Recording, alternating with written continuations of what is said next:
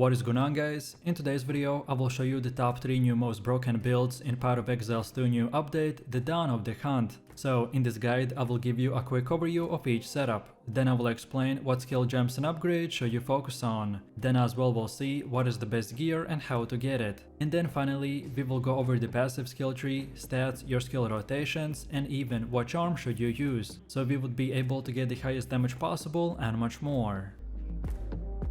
This setup revolves around players who like to keep things safe, but still do massive amounts of damage. You will be fast, flashy, and full of explosions, and here's how it works. We'll fire off glacial bolts that leave behind ice crystals, which then we blow up for massive amounts of damage. And if you want to automate this process for the endgame, then just use Cast on Freeze to trigger freezing mark instantly. That way your explosions will chain off like fireworks with zero downtime. In general, you can start this build as early as level 30 and use it all the way to the endgame, including the pinnacle bosses. And the best part about it is that no rare uniques are required, so this makes it perfect for solo self-found or pretty much any player who wishes to play a powerful build without a stash full of meta equipment.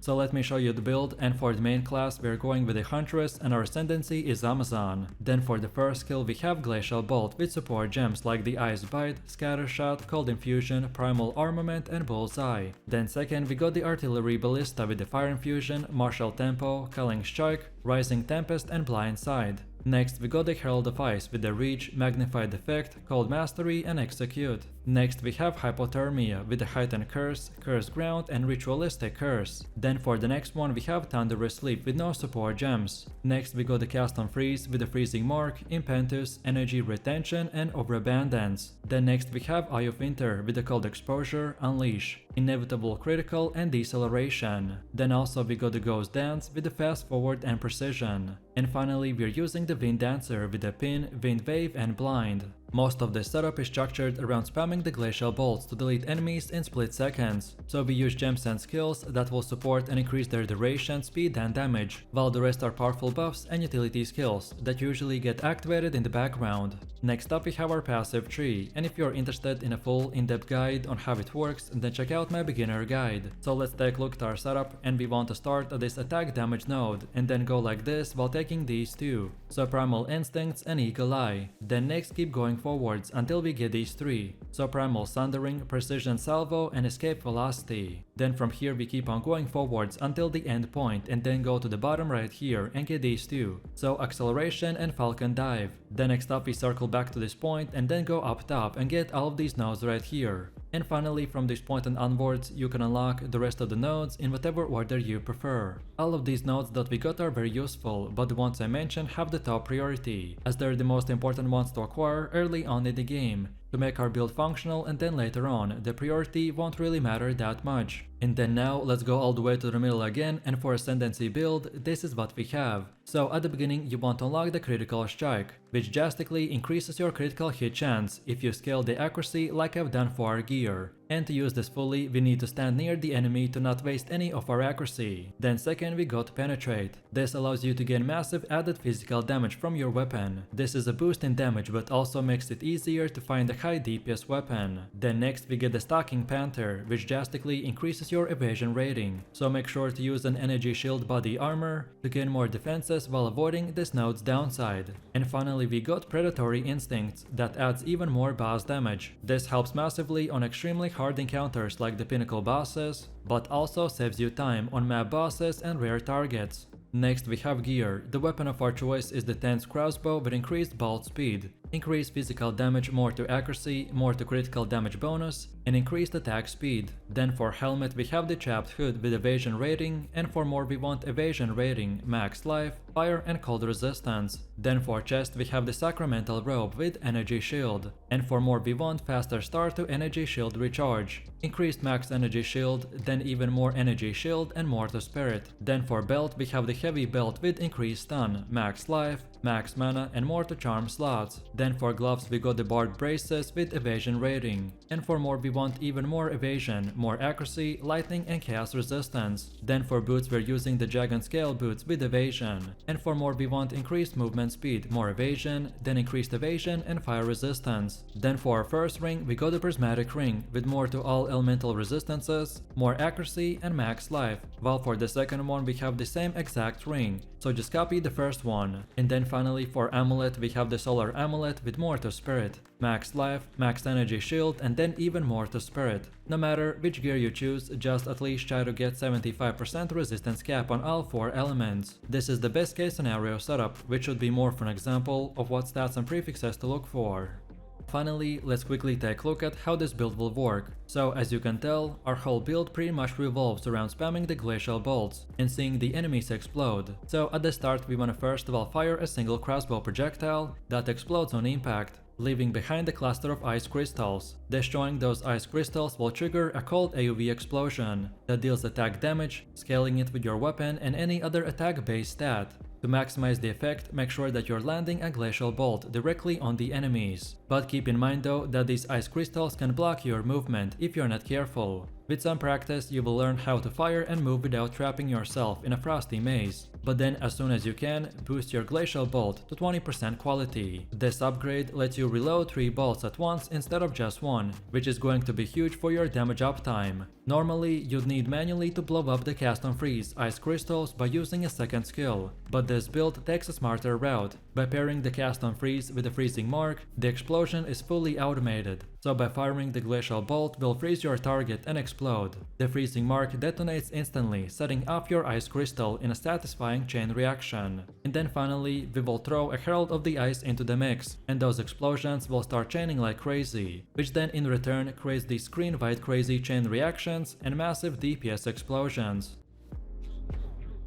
This setup revolves around scaling Boneshatter's self-damage into a power to then further convert it into huge damage numbers. The core gameplay loop involves around initiating combat with a leap slam to prime enemies for stun, which is then followed by detonating them with the Boneshatter for massive AoV damage. It's a high risk, high reward type of playstyle, where the more you slam, the stronger you get, but you've gotta be tough enough to take the initial damage. For gear, we are going to be focusing on high armor and two-handed maces. That will boost our big slam bonuses even more. So we'll be extremely tanky with amazing upgrades and scaling into the endgame. And with amazing clear speed, and bosses will melt in seconds under our insane AoV pressure. So if you like aggressive melee playstyle and don't mind taking few hits to dish out triple or even quadruple the normal build's damage, then the Smith of Kitava Warrior build is definitely for you. So let me show you the build, and for the main class we are going with Warrior and our ascendancy is Smith of Kitava. Then for the first skill we have Mace Strike with the support gems like the Ruthless, Overpower and Close Combat. Then second we got the Boneshatter with the Impact Shockwave, Magnified Effect and Reach. Next we got Infernal Cry with Premeditation and Raging Cry. Next we have Perfect Strike with the Window of Opportunity, Fire Infusion and Execute. Then for the next one we have Herald of Ash with Cannibalism. Next we got Leap Slam with the Martial Tempo, Brink, Holy Descent and Candace. Next we have Scavenge Plating with Persistence. Then also we got Hammer of the Gods with Concentrated Effect, Heavy Swing, Brutality and Fist of War. Next up we have Seismic Cry with the Raging Cry and Enraged Cry. And finally we're using Berserk with no support gems. Most of this setup is structured around spamming Boneshatter to delete enemies in split seconds, so we use gems and skills that will support and increase their duration, size and damage, while the rest are powerful buffs and utility skills that usually get activated in the background. Next up we have our passive tree, and if you're interested in a full in-depth guide on how it works, then check out my beginner guide. So let's take a look at our setup, and we want to start at this melee damage node, and then go like this while taking these two, so Brutal and Smash. Then next keep going until we get these two, so Blood Rush on the right and Unstoppable Barrier on the left. Then from here keep on going until we get to the Singular Purpose. Then afterwards go until this point and then go up top right here until we get the Resolute technique. Next up circle back a little and then keep going until the end and then go to the bottom. And keep going until we get these two, so Bruised Shanked and the Giant's Blood. And then finally from here I recommend to go up top right here and get all of these. And then get the rest of them, but to be honest, after the second keystone, the rest nodes are more of a personal preference. All of these nodes that we got are very useful, but the ones I mentioned have the top priority, as they're the most important ones to acquire early on in the game, to make our build functional, and then later on, the priority won't really matter that much. And then now let's go all the way to the middle again, and for Ascendancy build, this is what we have. So at the beginning you want to unlock the Cold Stalker. This will give us a huge resistance boost in order to easily reach 75% elemental resistances during the campaign and make our fight super easy. Then second, we want the Forge in Flames. That boosts our elemental resistances now to 90%. As this new update is much harder, so focusing more on survivability at the start will really pay off later in the game. And then next we want the Smith's Masterwork and go with the leather bindings, molten symbol, glowing metal and the Kitawan engraving. All of these will give us 5% regen, which makes the boss fights much easier. Then also body armor gives us 25% physical damage from hits, then we get 5% more max fire resistance from armor, and our body armor even further gives us 15% increased max life. And by the way, this website was bugged for some reason, so that's why you can see that I've selected these Ascendancy nodes on the website.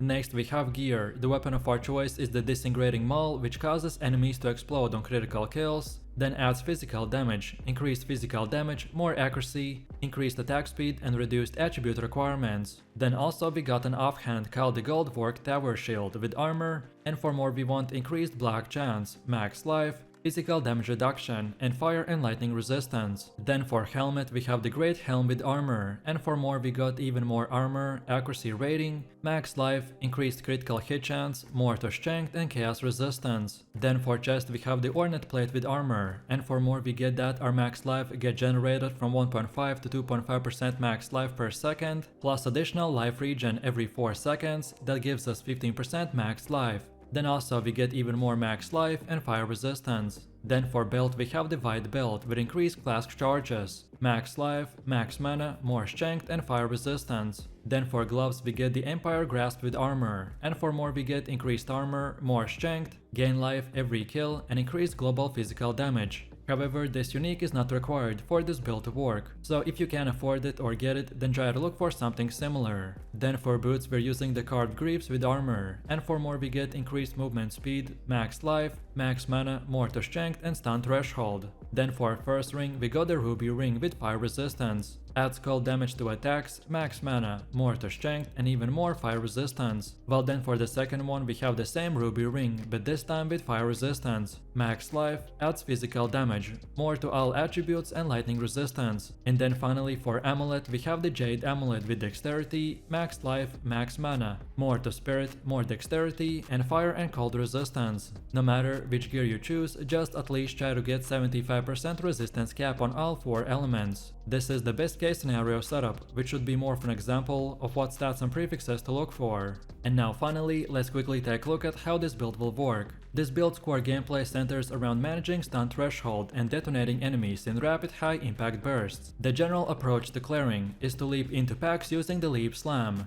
which builds heavy stun on enemies. Once enough stun is built, so 40% for normal, 60 for magic, 70 for rares, and 80 for uniques, then enemies become primed, which is visually indicated by a glowing orb above them. You then want to trigger the Boneshatter, which detonates prime enemies and causes large AoE damage and potentially chaining skills across entire groups. Any enemies that survive this initial wave, such as the stragglers, can be finished off by using the Mace Strike, or follow that up by the Leap Slam. Then however, against tougher rare monsters that resist splash damage, then Hammer of the Gods is your go-to for direct hits and cleanup. Then for bosses and single target scenarios, this build will shift towards calculated burst windows, so you will need to rotate between the Perfect Strike and the Hammer of the Gods, and then boosting their impact even further with Infernal Cry and Seismic Cry for maximum uptime and AoE reach. Bosses with mobility or high resistance are first of all softened up by Mace Strike to build stun, and then hammered with the Boneshatter for the kill. When possible, you even can tank hits on purpose to fuel the additional Perfect Strikes and increase our overall damage output. As you can tell, this playstyle revolves around precision timing, positioning and quick decision making, so things like animation cancelling via the dodge roll will let you leap and slam, while keeping your mobility very high. This setup is a fresh and powerful combination of the new Huntress Ascendancy and the Bleed Spear skills. This will revolve around fast-paced, agile combat with a focus on applying and stacking powerful bleed effects through ranged spears or the javelin attacks. You will use the Spear Throw or the Whirling Blade to apply bleeds, to then kite or reposition while the enemy takes damage over time. This playstyle will emphasize a hit and run tactic, exploiting movement speed, bleed stacking, and trap style positioning for one-shotting bosses or super fast clear speed. So let me show you the build, and for the main class we are going with the huntress and our ascendancy is Amazon. Then for the first skill we have Rake with the stomping ground, deep cuts and blindside. Then second we got the disengage with the martial tempo, Candace and ingenuity. Then next we got blood hunt with the bloodlust, bullseye, heavy swing, heft and close combat. Next we have Herald of Blood with brutality, precision and vitality. Then for the next one we have the Bloodhound's mark with overpower, inspiration and the concentrated effect. Next we got Wind Dancer with the Culling Strike, blind and maim. Then next we got the Tame Beast with loyalty, minion mastery and muster. And finally we're using Explosive Spear with Overabundance, Expedite, Retreat and Primal Armament. Most of the setup is structured around spamming Rake to delete enemies in split seconds, so we use gems and skills that will support and increase their duration, size and damage, while the rest are powerful buffs and utility skills that usually get activated in the background.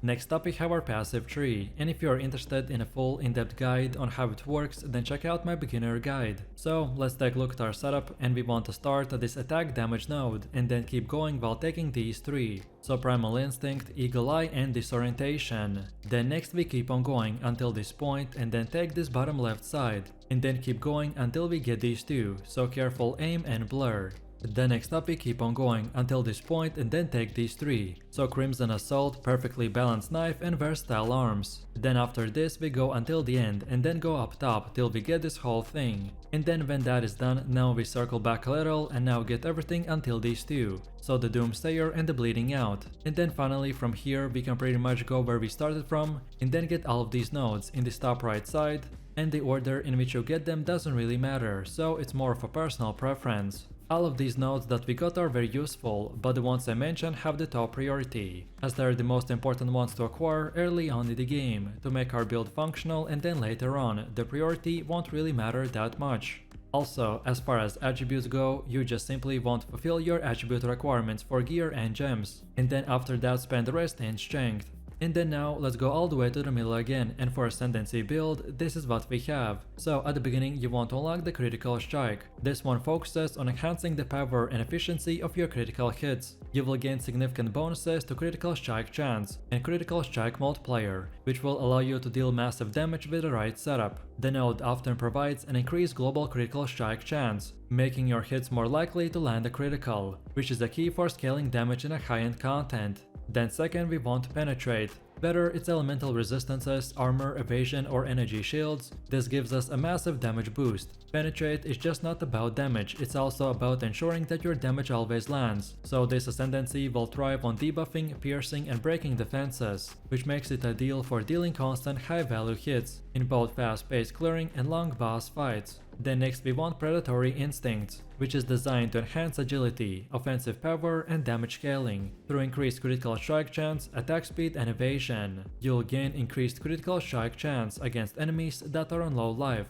which makes you highly efficient at finishing off weak enemies. And on top of this, the added attack speed will boost your offensive capability, allowing you to apply damage faster and stack debuffs like bleed or poison at an accelerated pace. And finally, we are going in for the kill. When you choose this one, it will grant you a significant boost to critical strike chance and critical strike multiplier when your enemies are below a certain life threshold. This means that once you've already chipped away at your targets and they are low on health, then your attacks become much more lethal, so combining these two last nodes will completely destroy any enemy that you come across. Next we have our gear. The weapon of our choice is the Swift Spear with increased physical damage, adds to physical damage, more accuracy, increased attack speed and leech damage as life. Then also we got an offhand called the Coiled Buckler with increased block chance, evasion rating, max life, lightning resistance and reduced attribute requirements. Then for helmet we have the Cowled Helm with max life, accuracy rating, strength and fire resistance. Then for chest we have the Shrouded Vest with evasion rating, max life and chaos resistance. Then for belt we have the Long Belt with max life, cold resistance and fire resistance. Then for gloves we got the Bound Braces with the add physical damage to attacks, fire, cold and lightning resistance. Then for boots we're using the soldiering sabatons with armor and evasion.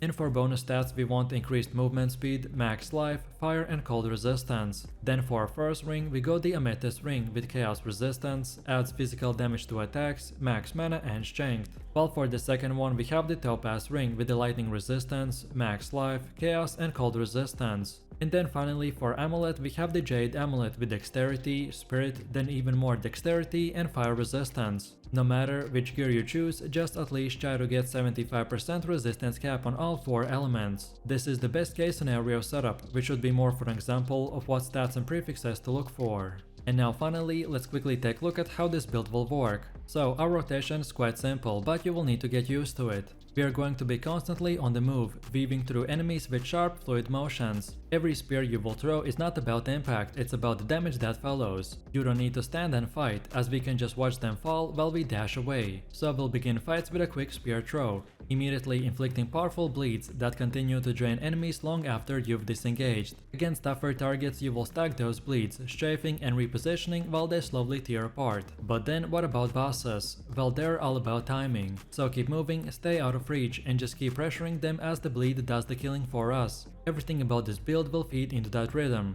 Very high mobility, clean clears, and a constant sense of momentum. It's not about tanking hits, it's about never being hit in the first place. So you will feel agile, tactical, and lethal. And just keep spamming rake, as you see your enemies die in seconds.